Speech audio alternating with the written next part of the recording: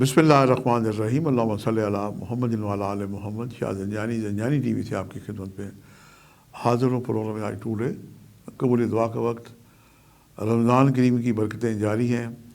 लम्हा लम्हा कबूल दुआ का वक्त है। आज 12 मार्च है और बुध का दिन है।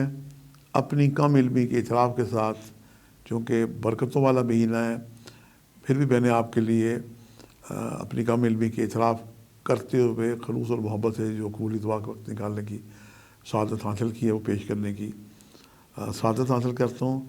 पहला वक्त जो मेरे नज़दीक है, ये सुबह 6:22 से लेकर 6:52 का वक्त है, और दूसरा वक्त जो है ये 12:16 से लेकर 12:46 का वक्त है, और तीसरा वक्त जो है ये अज़ान मगरिब का वक्त है। जब अज़ान हो तो आप अज़ान से 15 मिनट पहले मनाजात दुआएँ पढ़ते हुए कसरत दुरूसी पढ़ते दुआ करें। आज हम जनाब दूसरे अशरे में दाखिल हो गए हैं, मग़फ़रत वाले। अल्लाह ताला हम सब की मग़फ़रत करे।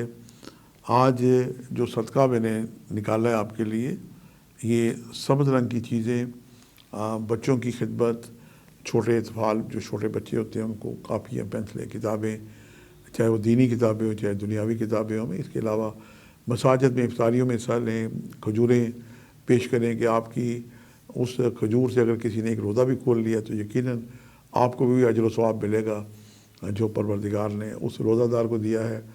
दो चीज़ें बड़ी अहम हैं, एक तो सदका और एक जो रोज़ा है।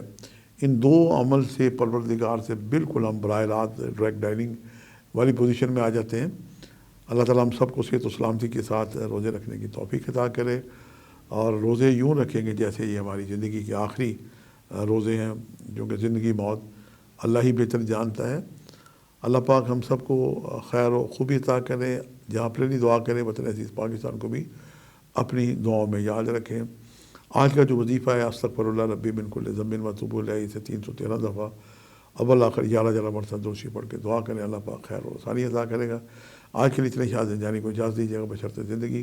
कल एक नए ब्लॉग के साथ मुलाकात होगी। खुदा हाफ़िज़।